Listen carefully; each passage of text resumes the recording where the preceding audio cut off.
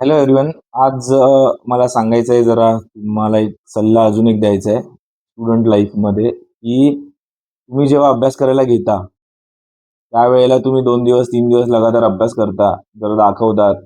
म्हणजे मी माझा personal experience share करतो इथे, की मी खूप मोटिवेट करतो मुलांना आणि बोलतो हे इकोचे जसं की एक्झाम्पल डिमांडचा लॉ असेल, सप्लायचा लॉ असेल, शिकवतो आणि ते लर्न पण करून येत आहेत. बट थर्ड डेला झालं, परत ये रे माझ्या मागल्या. म्हणजे काय, परत झालं. अभ्यासासाठी गॅप ठेवतात.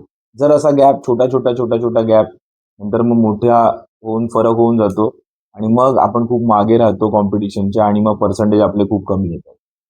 मला सांगायचं काय, की कन्सिस्टन्सी आणि डिसिप्लिन ह्या गोष्टी ठेवल्याच पाहिजे. अजून एक इथे मला पर्सनल एक्सपिरियन्स शेअर करायचा आहे, की आपण आहे ना, आजूबाजूच्या लोकांकडनंच मोटिवेशन, इन्स्पिरेशन हे घेतलं पाहिजे. जसं की तुम्ही ऑब्झर्व्ह केलं असेल, जर तुम्ही रेग्युलर व्हिडिओ बघत असाल तर, की आपले व्हिडिओज आहेत ना, गेले 7-8 महिने म्हणजे गेल्या 2-1 वर्षामध्ये तर फक्त फेअरवेल, क्लासची पिकनिक याचेच व्हिडिओ मला टाकता आले.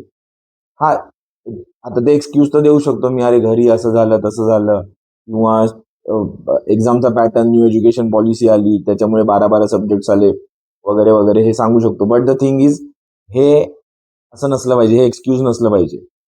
सो त्याच वेळेला माझी एक फ्रेंड आहे, ती यूट्यूबर आहे, ती पण इन्फ्लुएन्सर आहे. ती व्लॉग बनवते. व्हिडिओचा व्हिडिओची आयडियाच तिची वेगळी आहे. माझा वेगळा सीन आहे. पण तिच्याकडनं मला हे शिकता आलं, की ती कन्सिस्टन्सी ठेवते.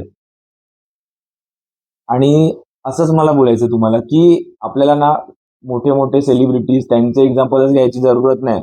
आपण आपल्या आई-बाबांकडनं मोटिव्हेशन घेऊ शकतो.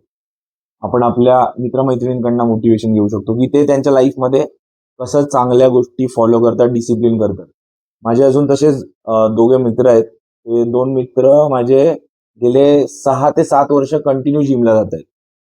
म्हणजे असं असतं ना, की जिमची मेंबरशिप 1 वर्षानंतर घेतात मुलं, 1 वर्षात पूर्ण पैसे भरतो 1 वर्षाचे आणि 7-8 दिवसानंतर जिम डोनेशन होतं जिमसाठी. तर त्यांचं तसं नाही आहे. ते दीड-दीड वर्षाची फी एकाच वेळेला डिस्काउंटेडमध्ये रेटमध्ये भरतात आणि ते पूर्ण वसूल करून टाकतात. So discipline is the key. मला इकडे सांगायचं आहे, कन्सिस्टन्सी आणि डिसिप्लिन ह्या गोष्टी, छोट्याशा गोष्टी तुम्ही अभ्यासासाठी, म्हणजे छोट्याशा म्हणजे छोट्या वेळेसाठी जरी रोज करत राहाल, तर तुम्हाला पर्सेंटेजमध्ये मॅसिव्ह फरक दिसेल तुमच्या. आणि आज मला एवढं सांगायचं तुम्हाला, की कन्सिस्टन्सी, डिसिप्लिन ठेवा आणि मोटिव्हेशन, इन्स्पिरेशनसाठी आपल्याला आजूबाजूच्या लोकांकडनं चांगल्या-चांगल्या ज्या गोष्टी घेता येतील त्या गोष्टी घेऊया. Thank you.